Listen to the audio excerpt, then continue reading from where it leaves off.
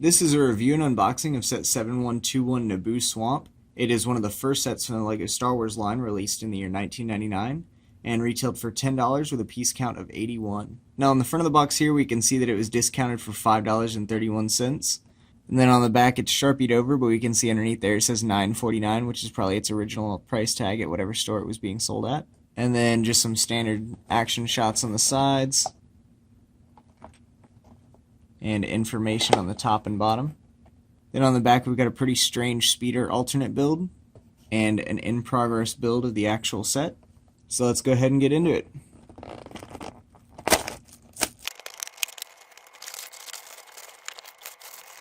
So here's everything inside. The inserts are the same as the ones that we saw on the land speeder, so I'm not going to go through those.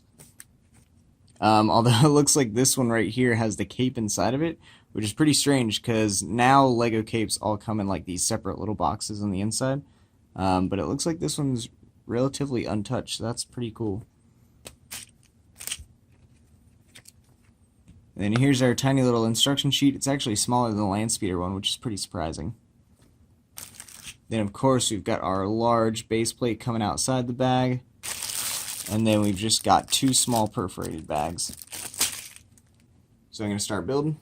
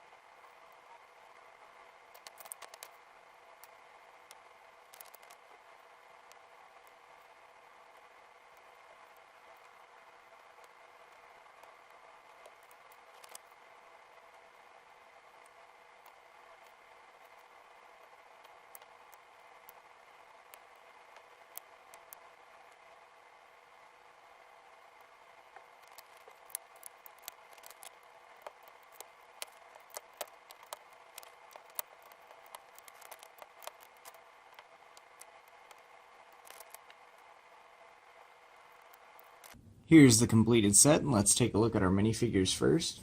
We'll start with our most generic first, and that would be these battle droids.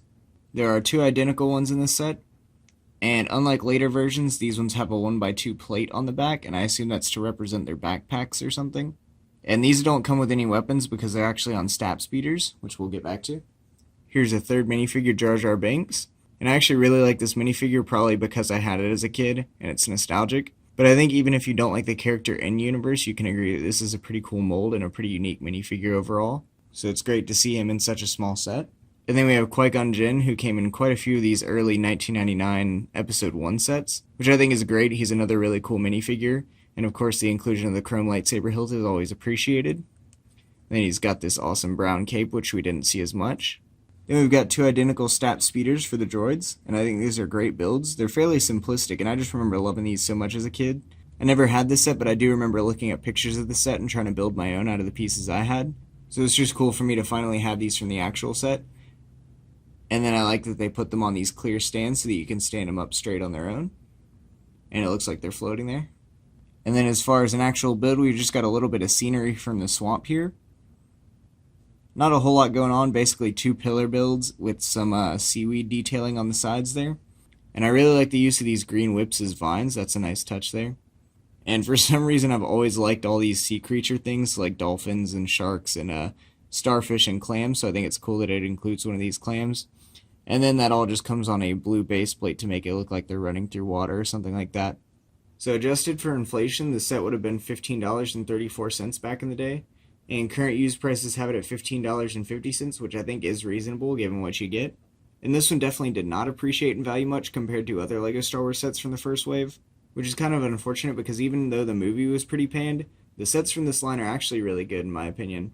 And we've yet to see another rendition of this scene in LEGO, and it's been almost 20 years, so that's pretty sad. But anyways, those are just my thoughts, and thank you for watching.